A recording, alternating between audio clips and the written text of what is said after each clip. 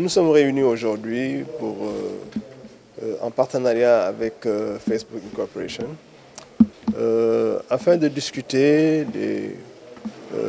en tout cas de sensibiliser un peu les religieux, mais aussi les membres de la société civile, les leaders généralement, dans tout ce qui concerne les problèmes que nous pouvons avoir sur les plateformes de communication, les plateformes de réseaux sociaux comme Facebook. Ce séminaire entre en droite ligne dans le plan d'action du cadre unitaire de l'islam qui, dans un de ses axes de travail, en tout cas, veut lutter contre les contenus offensants que nous pouvons trouver sur les réseaux sociaux et qui peuvent disons, gêner en tout cas la cohésion nationale. L'entente entre les religieux, l'entente entre les différentes communautés religieuses est un des credos du cadre unitaire de l'islam. Et aujourd'hui, les réseaux sociaux constituent un danger, mais aussi une opportunité. Un danger parce que souvent des personnes malveillantes peuvent véhiculer des informations qui sont fausses ou bien des informations tendant à inciter les populations à la haine, à la violence.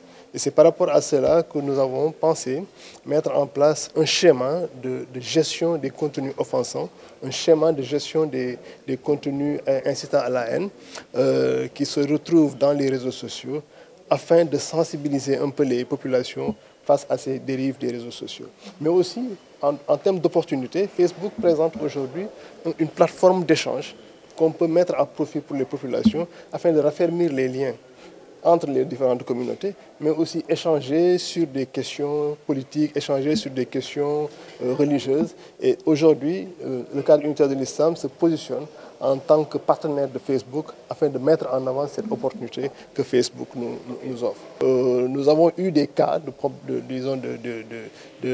contenu offensant, vous l'avez vu vous tous au Sénégal, comment des gens qui se sont mis à insulter sur les réseaux sociaux ou bien à inciter les gens à la violence. Donc c'est par rapport à des actes qui ont été posés dans le passé que le cadre unitaire a pris cette mesure de voir dans quelle dimension contenir ces dérives qui se retrouvent dans les réseaux sociaux.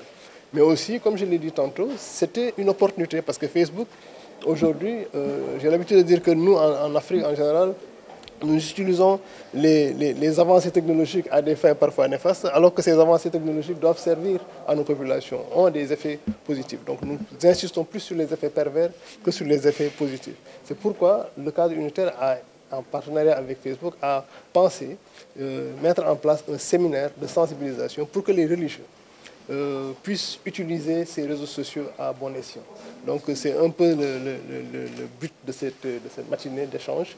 Nous pensons que les résultats qui vont sortir de ce séminaire seront diffusés à travers les différentes organisations qui composent le cadre, mais aussi d'autres organisations que nous avons invitées et qui sont membres de la société civile, qui pourront, à travers leur réseau de communication, à travers leur réseau de relais, pourraient amener les populations à une meilleure utilisation de ces réseaux sociaux et une meilleure utilisation de Facebook. Nous sommes dans un contexte préélectoral et c'est d'autant plus important que nous, en tant que religieux, que nous nous mettions en avant.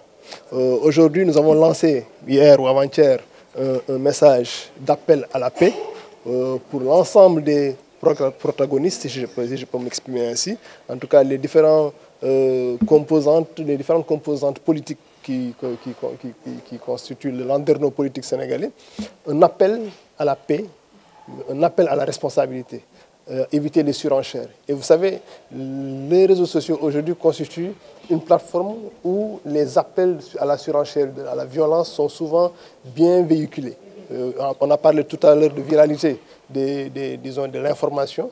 Aujourd'hui, vous pouvez lancer un appel à la haine, un appel à la violence, un appel à la surenchère et le véhiculer rapidement à travers les réseaux sociaux. C'est pourquoi nous, en tant que religieux, nous avons voulu être proactifs pour lancer d'abord un appel à la responsabilité des différents politiques, mais aussi permettre en tout cas les musulmans globalement, mais aussi tous les adeptes des religions, que ce soit des chrétiens, des musulmans ou autres religions, qui puissent être sensibilisés par rapport à des messages qui peuvent saper en tout cas, le bien vivre sénégalais. Aujourd'hui, le Sénégal est une exception, vous le savez, à travers le monde, où toutes les communautés religieuses jusque-là vivent dans la paix, dans la concorde. Aujourd'hui, nous, en tant que religieux, notre responsabilité, c'est de veiller à ce que cette concorde nationale, cette cohésion nationale ne puisse pas être sapée par des appels politiques qui sont très ponctuels. Et après les élections, Inch'Allah, c'est le Sénégal qui gagnera, c'est le peuple sénégalais qui gagnera. Et nous continuerons évidemment à vivre ensemble dans la paix. Et pour cela, il faut que tout le monde s'y implique.